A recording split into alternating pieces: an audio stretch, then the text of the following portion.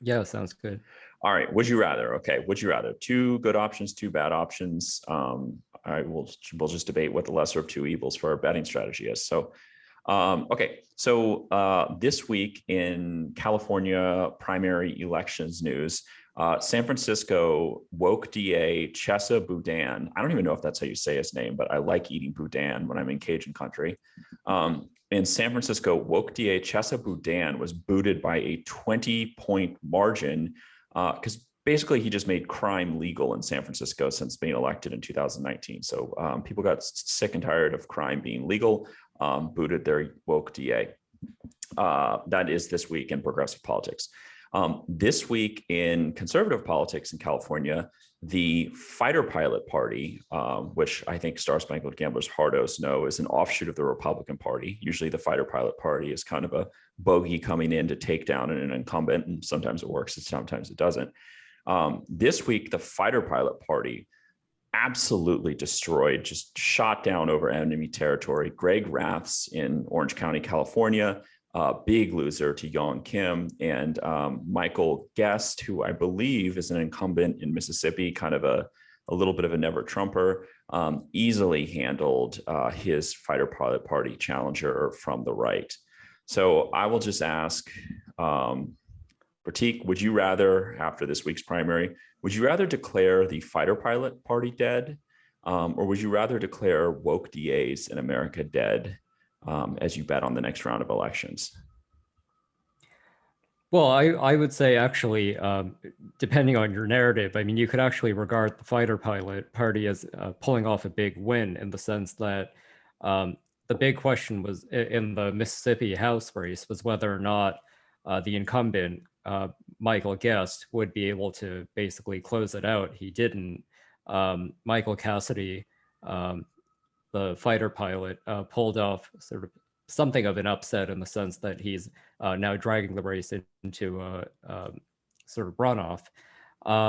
So, I think that's not a bad outcome, all things considered. We'll have to see what ends up happening. Chesa Boudin, on the other hand, I mean, it's just a total disaster. I mean, there's not even an iota of good news there for progressive DAs or people in that mold of thinking in the Democratic Party. Yeah. I mean, I think that maybe the metaphor is that the what's his name, Cassidy from the fighter pilot party has sort of penetrated Michael Guest's airspace, but I'm not really optimistic he's going to win that runoff. Whereas I am and have been, if you've been following Star Spangled Gamblers, really looking for opportunities to bet against kind of left coast crazies like Chesa Boudin. I think that that's going to be a sustainable betting strategy going forward. I understand that there was a woke DA who won a race somewhere, maybe in New Mexico, I thought I saw.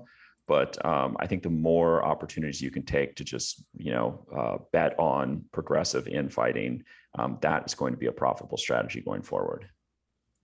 Yeah, I agree. And in that vein, one market on predictive that was very, very low volume, but I think is quite interesting, is the San Jose mayor election. And I don't know if you're following this. First of all, what I didn't know is San Jose is apparently the 10th largest city in America, which, like, I don't know, I guess it isn't that surprising, but it also wasn't like totally intuitive to me.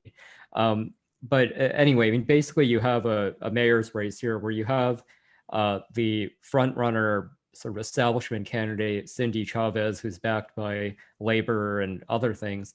And the markets have been very severely discounting until really the last 24 hours or so. The challenger, Matt Mahan, I think is how you pronounce it. Yeah. Now, I am very interested in buying lottos on him for two reasons. One, I think people are not aware of how serious of a background he has. So he was the president of the Harvard. He was president of the Harvard student body.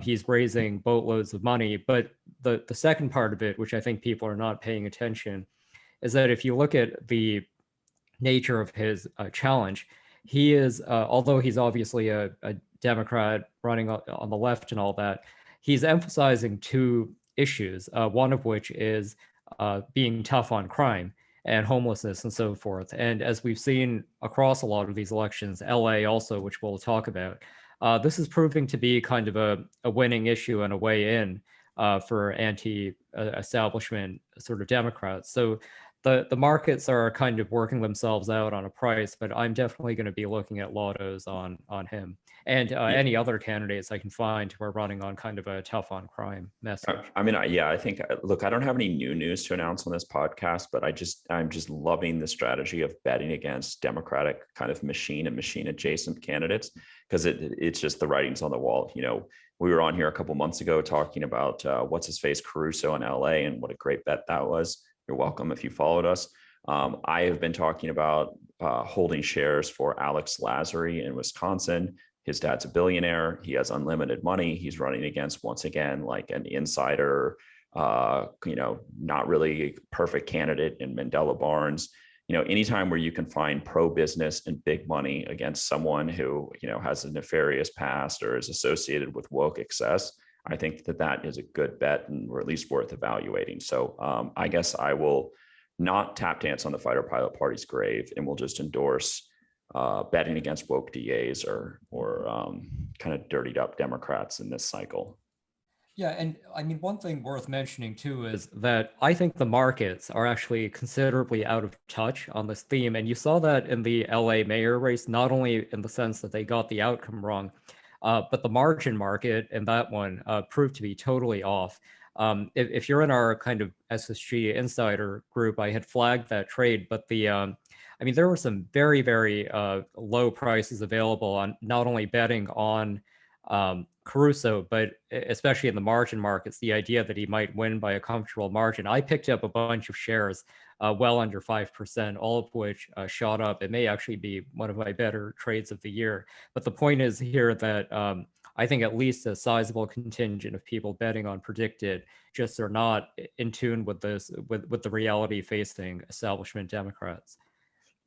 Yes, indeed. Okay, let's move on. So